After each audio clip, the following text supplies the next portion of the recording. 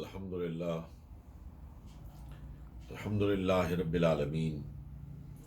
والصلاة والسلام علی سید الانبیاء والمرسلین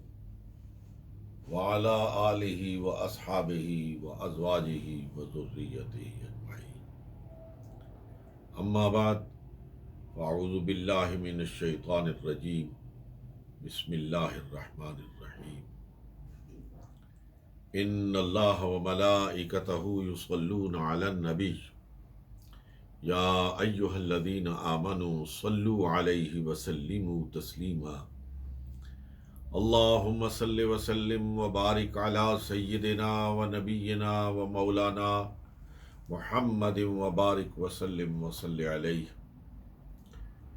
الصلاۃ والسلام علیک یا رسول اللہ، الصلاۃ والسلام علیک یا حبیب اللہ، الصلاۃ والسلام علیک یا شفیع المذنبین، الصلاۃ والسلام علیک یا رحمۃ للعالمین۔ انتہائی قابل احترام میرے انتہائی مشفق اور مہربان دوست حضرت مولانا پیر محمد طیب الرحمن صاحب اور محسن اہل سنت، انتہائی عزتوں کے لائق حضرت مولانا مفتی گوہر الرحمن صاحب دامت برکاتہم العالیہ، انتہائی قابل احترام برادران اسلام، میں انتہائی ممنون کرم ہوں حضرت پیر صاحب محترم کا کہ ان کی وساطت سے آج پاکستان سے آپ سے مخاطب ہونے کی سعادت حاصل کر رہا ہوں، اور وہ بھی آقا دو جہاں علیہ الصلاۃ والسلام کی ولادت باسعادت میں آپ کی خوشیوں میں شریک ہونے کے لیے یہ موقع نصیب ہو رہا ہے۔ انتہائی قابل احترام سامعین محترم، یوں تو ہر مہینہ حضور علیہ الصلاۃ والسلام کی آمد کی خوشیوں کا مہینہ ہے، لیکن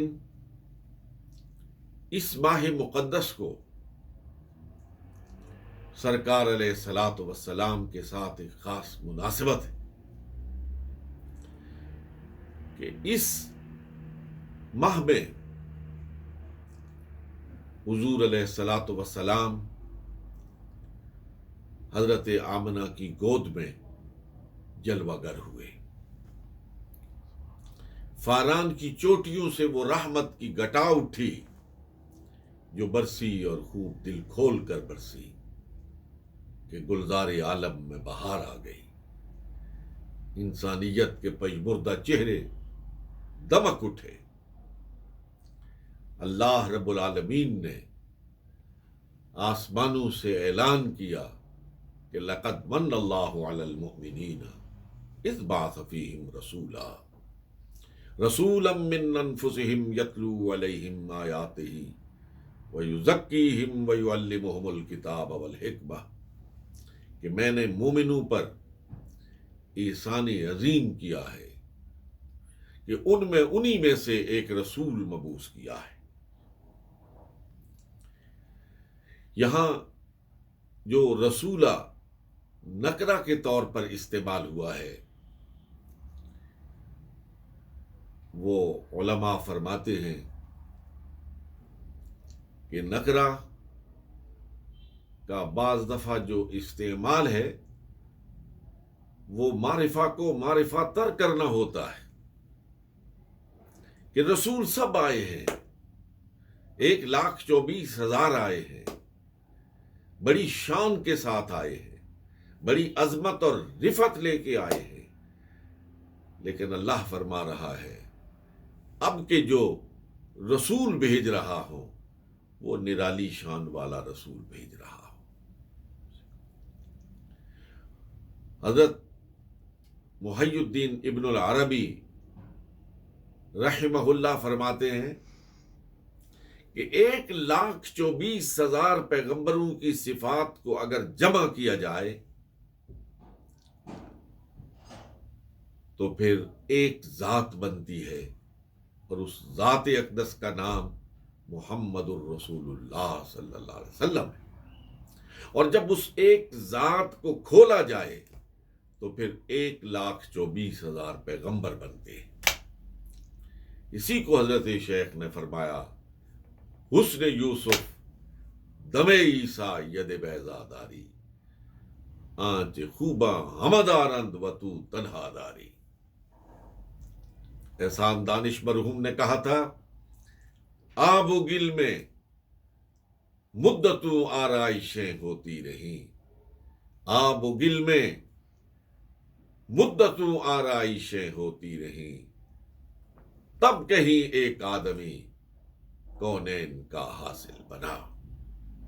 میرے انتہائی قابل احترام سننے والے میرے مسلمان بھائیوں، جو بھی اللہ کی رضا حاصل کرنا چاہتا ہے، جو بھی قرب الہی کی منزلوں کو طے کرنا چاہتا ہے، جو بھی اللہ کا محبوب بننا چاہتا ہے،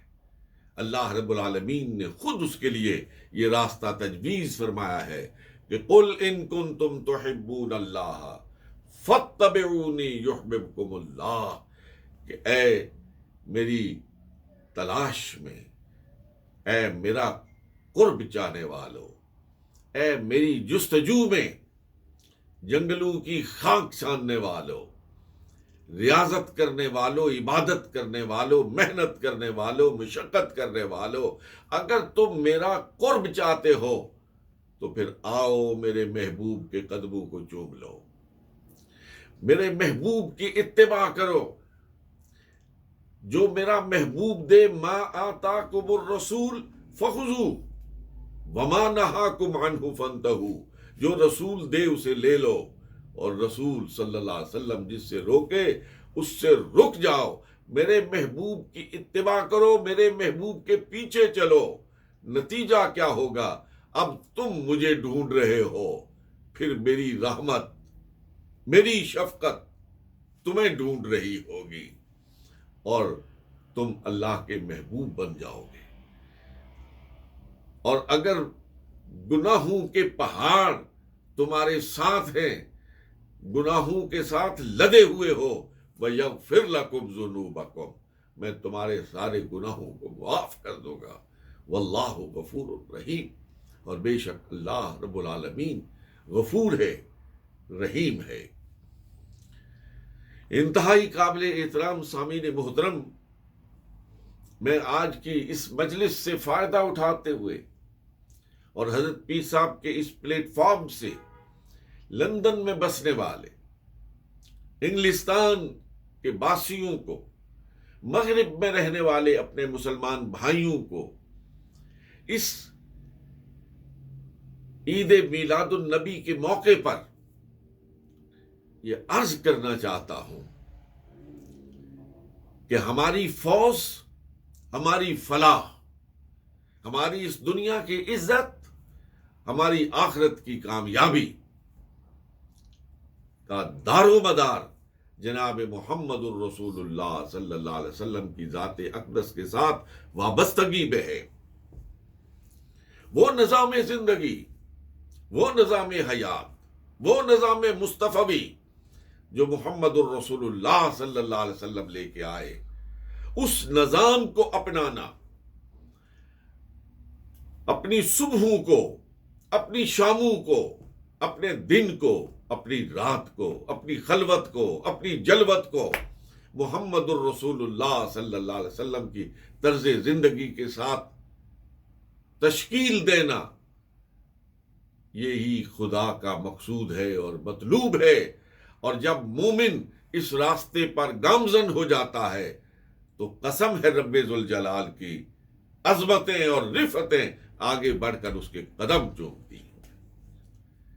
زمانہ اس بات پر شاہد ہے کہ وہ لوگ جو بدو تھے، لوٹ مار جن کا پیشہ تھا، جو تہذیب اور تمدن سے ناآشنا تھے،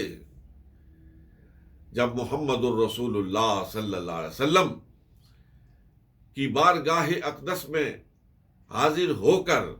دہلیز مصطفیٰ پہ قربان ہو گئے، تو زمانہ اس بات پر شاہد ہے کہ وہ زمین کے ذرے تھے، آسمان کے ستارے بن گئے۔ آج مشرق اور مغرب میں، شمال اور جنوب میں،